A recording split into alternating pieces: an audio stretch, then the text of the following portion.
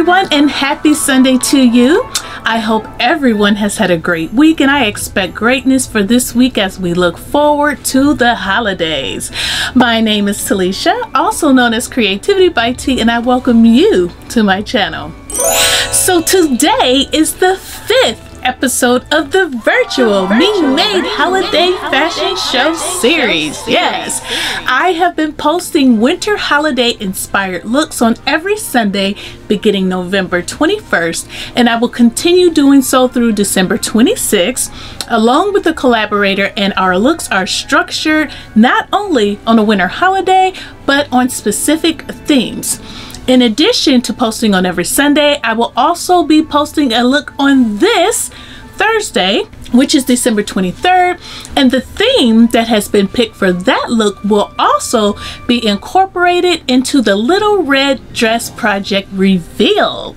So please stay tuned and keep your eyes peeled for this Thursday because you don't want to miss out. And you can also follow the hashtag, which is hashtag #MMHolidayFashionShow, to keep abreast of all the many fashion show looks. So today's theme is the family holiday party or gathering, and this theme is probably very familiar with many of you who celebrate the holidays.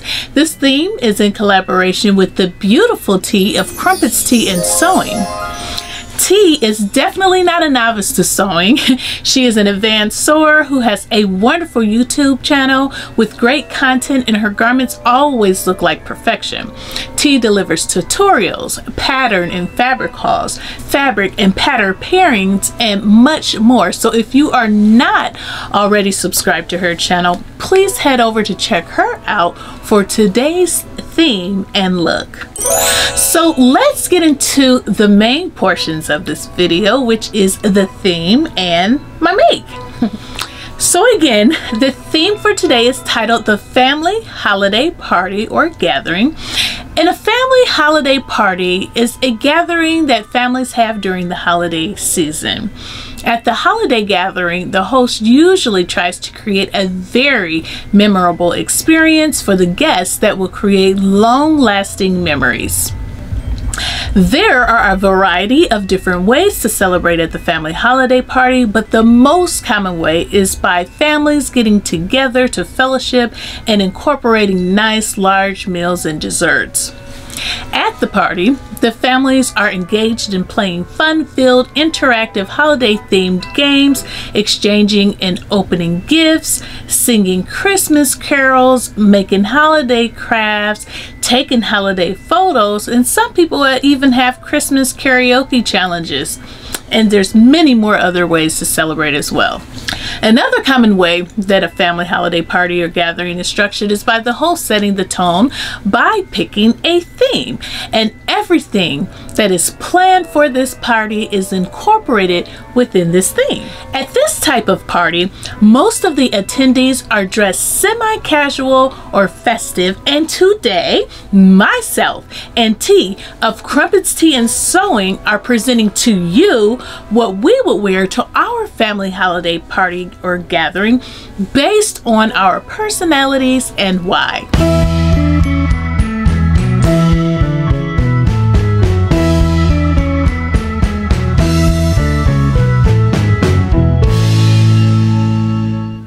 So for my family holiday gathering look, I made McCall's 8146 to support this theme, and I also made a long maxi pleather skirt.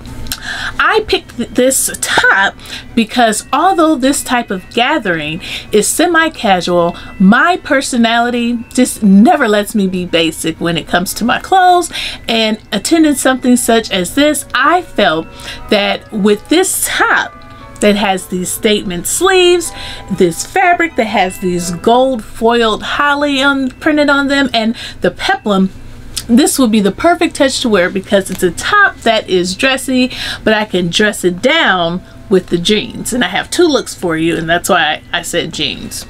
Now, sometimes I don't like to wear jeans because it's just natural for me to dress up to go to something such as this, and because of that, I created a second look, which I mentioned earlier, which is a straight pencil skirt, and I made that out of a gold 4-way stretch leather.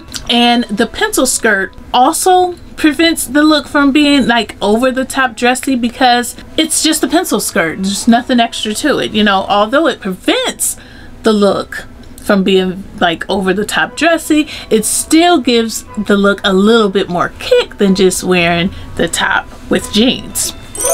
So let's jump into the experience that I had while using the pattern to make my top. So again, I use McCall's 8146, and it's also known as Myrtle McCall's. The pattern description is Misses and Women's Peplum Wrap Top with Cowl Sleeve Variations. There are 3 views that come with this pattern. Views A and B have the same bodice, the same back, and the peplum, but the sleeves on view A are short with no ruching. View B has long sleeves with ruching towards the bottom, and view C has a different style of a peplum. It's like more of your traditional type of peplum, and the sleeves are long with no ruching.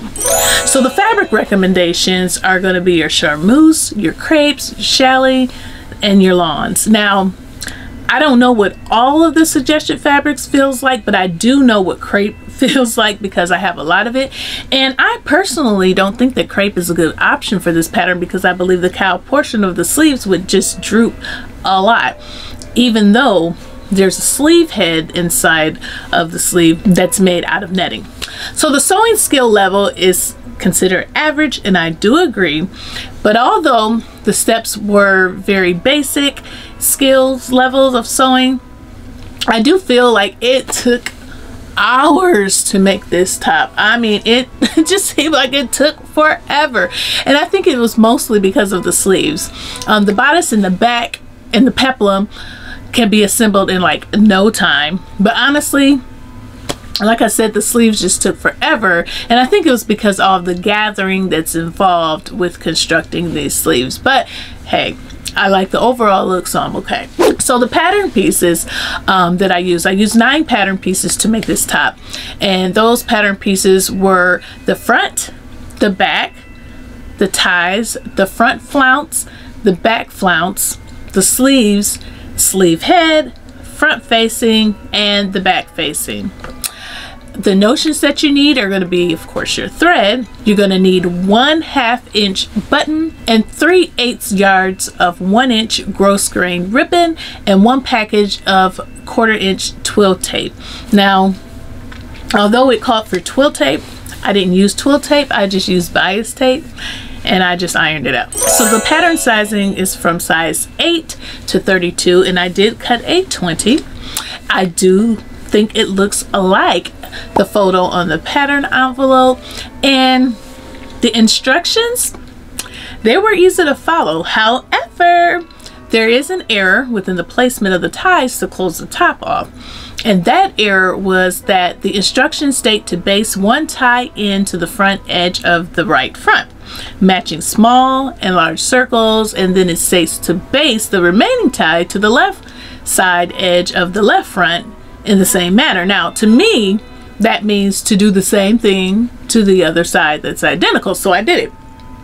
Once I sewed the top up and I put it on, I couldn't tie it together to close it because the fronts overlap, and if I pulled the tie out to make a bow, the whole shirt would just open. Okay, so I am at this Something Delightful's website, and I'm looking at McCall's 8146, and here you see clearly this tie that is connected here as the directions say to do. But clearly this is the side seam where the back connects to the bodice, and here is the other tie. The other tie is definitely sewn in right here so that you can bring it together to tie it here. The instructions say to connect it here and do the same on the other side, which here it overlaps, which means it's going to be right here. So in order to bring the tie over, you're pretty much going to have to open up this shirt because you'll be bringing it all the way over here, and it's not going to work.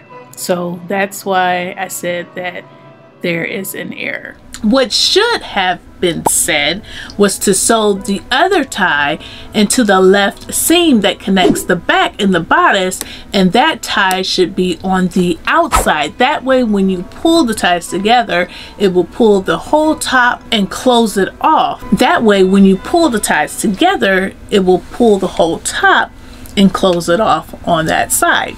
Now, I'm assuming the McCalls thought they explained it clear enough, and they thought they explained it the way that I just explained how you should, because they clearly did exactly what I just explained. And I know that because when I zoomed up on the photo from the pattern cover, it was exactly that. However, that is not what's being translated on the instructions, because I later watched a review of someone else who made this pattern, and that person had the same exact issue. So people are not getting what they should get as far as how to connect the ties to make this top close. So if you decide to sew this pattern, save yourself some time and do it the way that I explained, because if you don't, you're gonna have the same issue. So what I particularly liked about this pattern, I like the drama of the sleeves that is given by the gathers and the sleeve head. I like the ruching at the bottom of the sleeves, and I absolutely love the peplum. I am a peplum girl. There's really nothing that I dislike about the pattern. However, I do wish that the front was not cut as low as it is, because I show cleavage and I don't like to make adjustments on patterns. So I just made it how it is supposed to be made, and because if I had adjusted the bodice, I would have had to do the same for the facings, and you know, I didn't want to do that. You know, I wasn't here for that this time around. So what I did was I just put a little cami on to make me feel a little better about it and to cover my chest up a little more. So as far as techniques, I did not learn any new techniques. However, I did have a couple of first-time experiences, and this was my first time constructing a cowl sleeve, and it was also my first time putting 6 rows of gathers on each sleeve. Yes, you heard me, 6 rows of gathers, and that was just on the bottom. That was just on the bottom. We're not talking about the gathers up top. The bottom of the sleeve has 6 rows of gathers. That's 12 total for the sleeves, and then the top also has gathers to make the cowl, and the sleeve head you have to gather. So there was a lot of gathering going on, and I'm telling y'all, that about took me out. Oh my goodness. Yeah, I was so tired of gathering, but like I said, I love the end result, so it's all good. This was also my first time sewing down stay tape, which, like I said earlier, I use bias tape, but this was also my first time sewing that down on gathers, and that's done to keep the gathers in place. So yeah, that was a new experience. And like I said, as far as me using bias tape, I just ironed it out flat so that it would look like stay tape, because I had it here. I didn't have bias tape in the house, so I'm like, you know, why go out and purchase something that's probably $2 when I can just use what I have and make it work, right? So for my fabric, as for my top, I use this beautiful 100% cotton with gold foil highly printed on it. I thought that this fabric was absolutely beautiful and festive for the holidays, and just perfect for such a gathering. For my skirt, I use this bold 4-way stretch gold pleather. Yes, and I purchased my top fabric from Hobby Lobby, and I purchased my skirt fabric from Joann Fabrics. Again, I did self-draft my skirt, and I didn't use any major techniques. All I did was wrap it around my body, cut the extra fabric off that needed to be cut off, made a casing for the elastic, and I hemmed the bottom with heat and bond.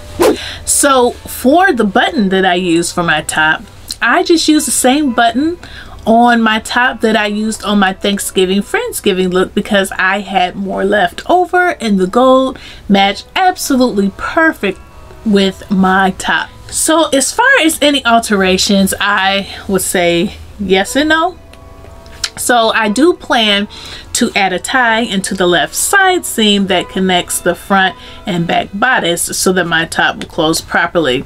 As far as how it was closed for the pictures, I did have to use a safety pin because I did not have enough time to make another tie and insert it. But just know that that is going to be happening because I'm wearing this top, okay, and I'm wearing it tomorrow. So yes, I have places already. I wear my clothes. A lot of people think that, oh, you make all this extra fancy stuff and where are you gonna wear this? You know, other people say, oh, I would make it, but I don't have anywhere to wear this. No, I have places to wear my clothes, so they don't just get made and get hung up in a closet. I wear them.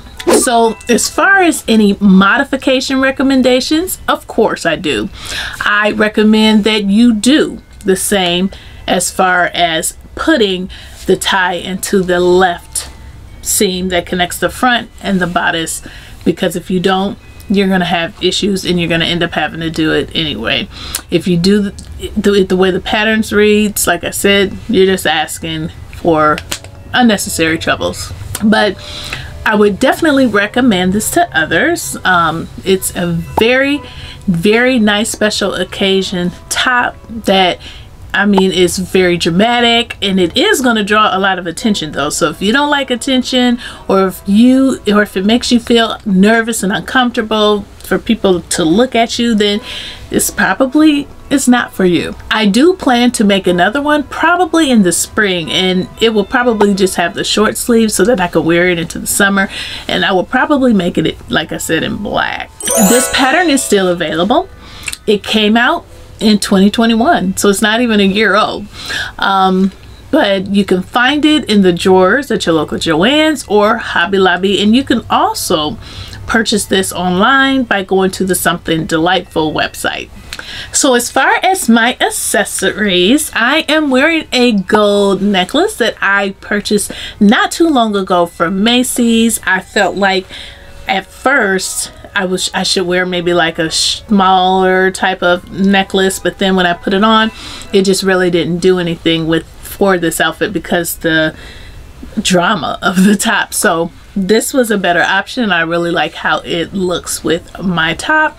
And as far as my earrings, I am wearing some ornament earrings that I purchased years ago, but they are gold and I thought that they match perfectly and they fit the theme. So why not, right? And for my shoes are these nice and blingy gold pumps that I purchased from DSW back in 2019. So I will now enter a few more clips and pictures of my family holiday gathering outfit.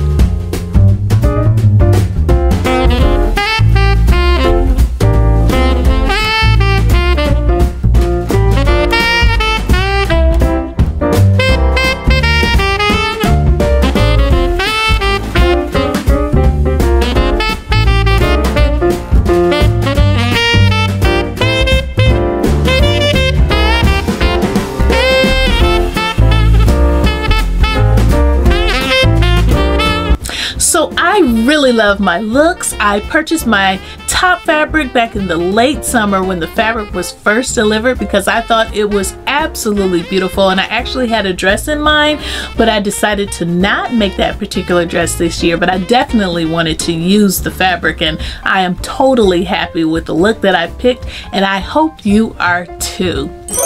Well, I hope you enjoyed this video, and if you did, you know what to do. Give me a thumbs up and let me know in the comments below what you are thinking. I know that this style is definitely not going to be for everyone, but you got to think about the fashion. This is a fashion show, so let me know, what do you think about this top? If you are not subscribed, go ahead and click that subscribe button and the gray notification bell so that you can be notified whenever I upload a video. And don't forget to go over to T's channel to watch her videos so that you can see what she made and what her take is on the holiday theme for which we sewed for. If you don't have time to watch her video right now, or if you don't have time to watch all of the other videos within this series, do not worry, as I have created a playlist that will have all the videos for this series in it to make it easier for you to find, and you can find that link in the description box below and on the end screen. Again, stay tuned for this Thursday. Yes, this Thursday, when I will collaborate with the beautiful Rochelle of Rochelle Handmade Designs. Not only is this a collaboration for the series, but we are incorporating our themed looks into the hashtag The Little Red Dress Project reveal. Rochelle is an amazing sewist with a wonderful YouTube channel. Rochelle is a wife, a mother, an Air Force vet, and a teacher. And on her YouTube channel, she focuses on staple wardrobe pieces, and she teaches you how to sew them through easy to sew tutorials. Rochelle also incorporates fabric hauls, pattern hauls, and she is the creator behind the hashtag WhyWow, which stands for What You Working On Wednesday. And on those videos, she shares what she has been working on for the week, and she also updates you on the upcoming sales that will take place at Joann's every Thursday. So make sure you go over to her channel to check out her project for this theme on Thursday. And if you are not subscribed, make sure you go ahead and subscribe as well. Well, thank you so much for watching, and thank you to all of my new and returning subscribers for your support, and I will see you in the next video. Bye!